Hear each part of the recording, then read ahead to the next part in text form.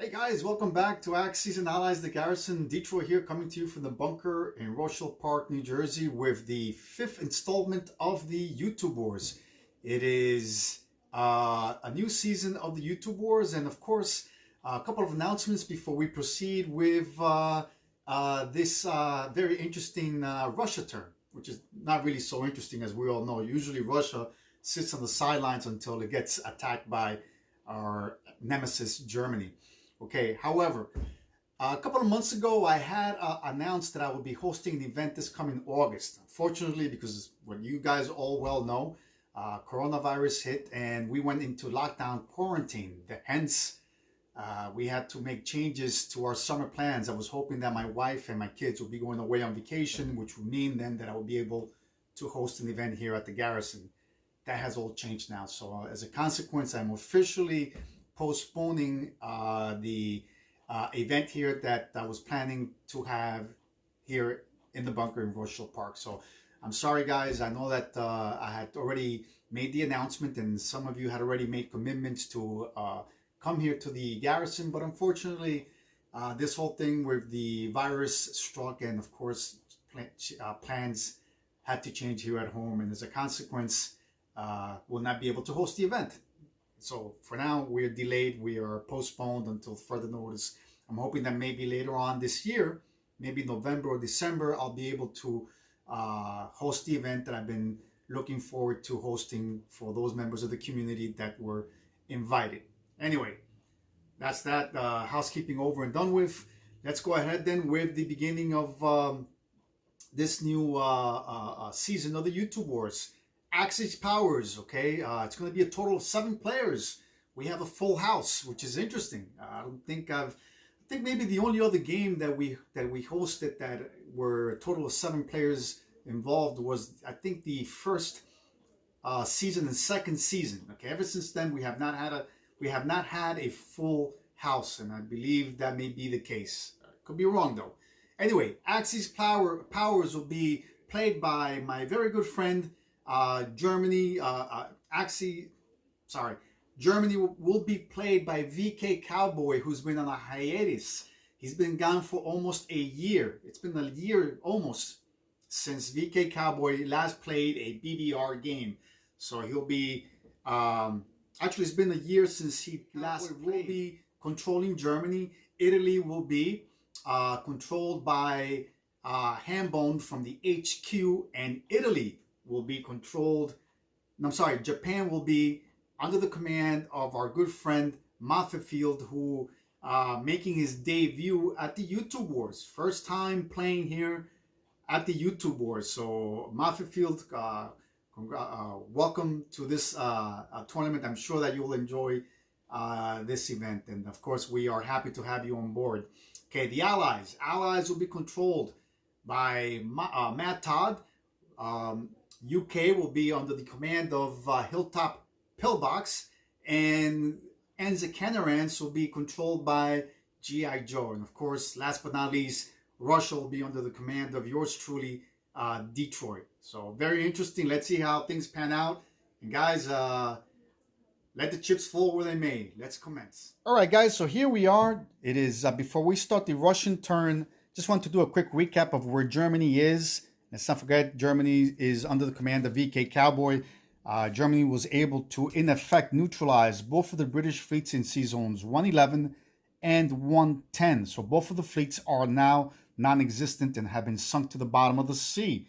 As you can see, the Germans, of course, have very powerful fleets in sea zones 110, 112, where it's consisting of 1 submarine, cruiser, destroyer, transport, and a fully loaded carrier.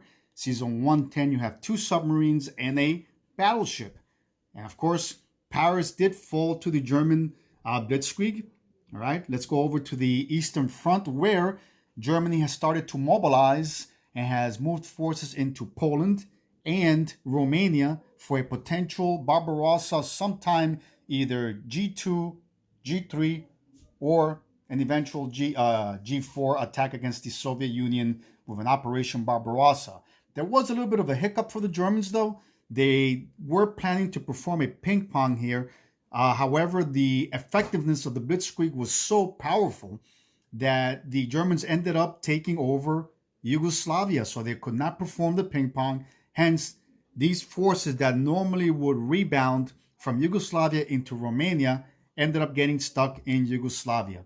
And by the way, disregard my Italians here. I have yet to set them up. These are just leftovers from a game that I was playing this past weekend. So disregard them, okay? All right, so let's go ahead with Russia's turn, Russia's turn, where Russia will be purchasing a total of 8 artillery, right? That's 8 times 4.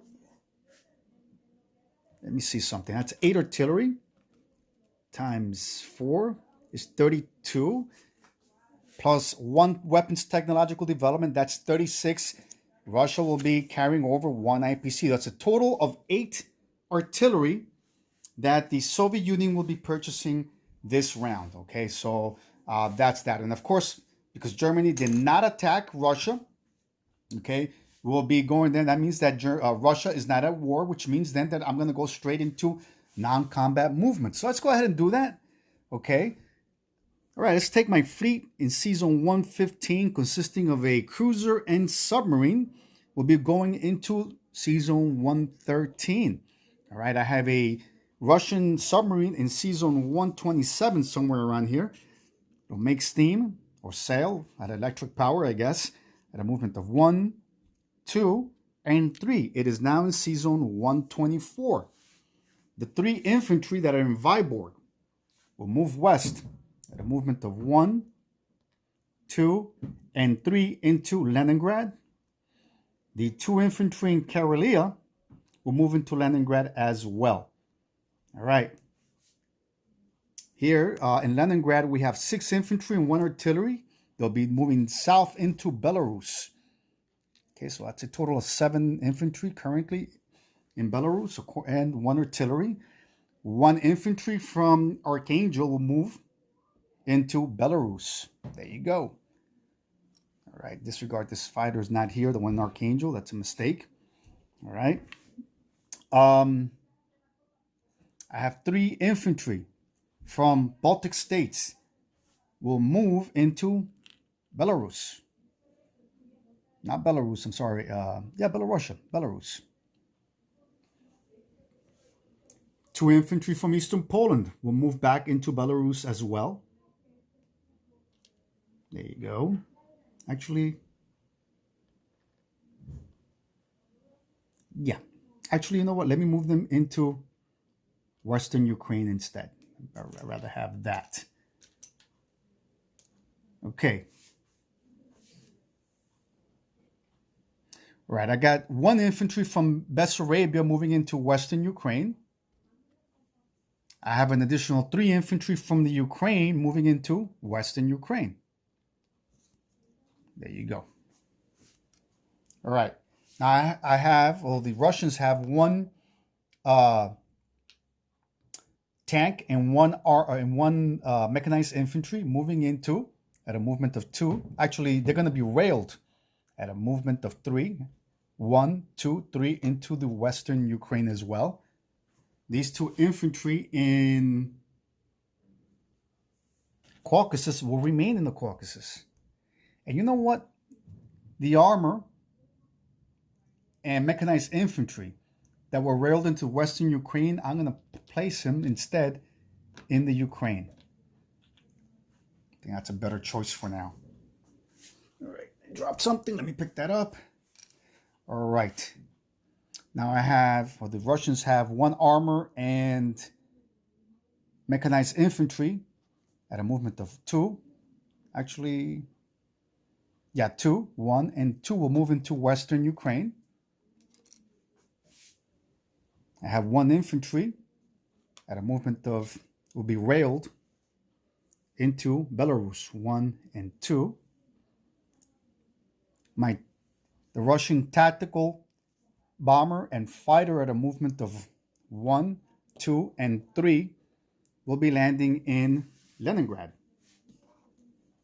Okay. The artillery in Moscow will be railed all the way into Buryatia. Okay. And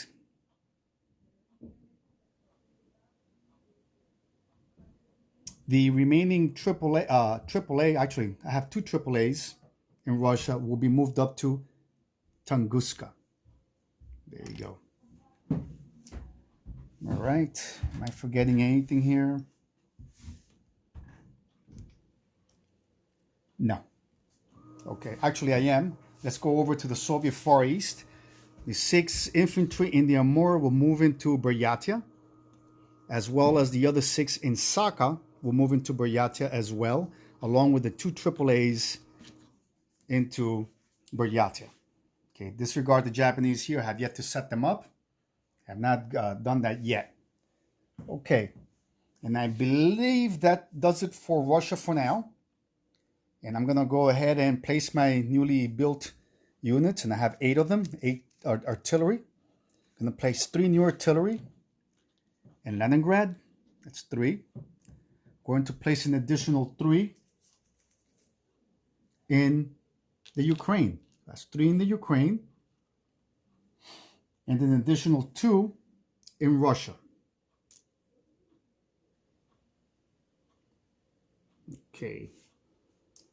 And of course, my weapons technological development.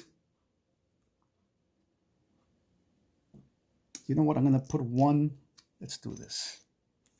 I'm going to put 1 artillery in Volgograd and 1 in Russia. Yeah.